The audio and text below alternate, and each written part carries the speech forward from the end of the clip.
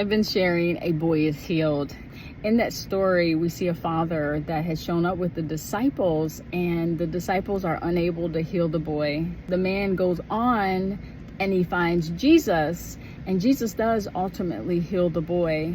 But in that story, we really do learn what our faith brings us. So look at the order of things, that the man comes into Jesus and then Jesus gives him revelation about his faith. Like Jesus is asking him about his faith. And then the man says, help me believe, and then his son is healed. So our relationship with Jesus should bring us self-revelation. So I have this memory that incites fear.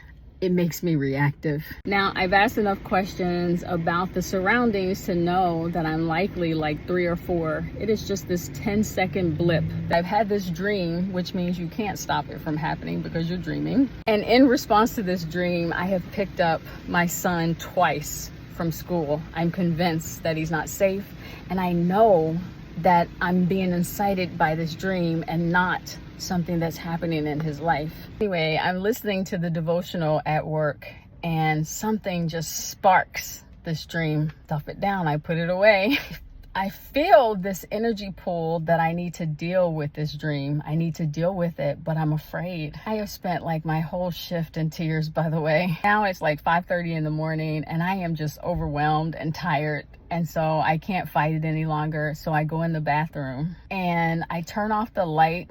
I turn on worship music and my Bluetooth, and I just let the dream flood my senses, and I just start praying. And that little girl that I imagine, like, she appears, but now the adult me is there. And I lean down and I hug her, and then I tell her, the adults around you didn't keep you safe, but I can now. She merged into me. That little blip in history of my life, that it no longer holds the fear and anxiety. Now, science would really call that making the unconscious conscious and like dealing with that. But really, before that moment, I would have told you that the reason I had those experiences was just so that I keep my kids safe. I do actually believe that, by the way. We are born with the experiences to change our bloodline. That I'm spending time with God and my life and beliefs are being changed because of it. So we just commit to showing up with God. We show up as our raggedy selves, by the way. Are expected that God is going to give us revelation about ourselves and revelation about how He can heal us.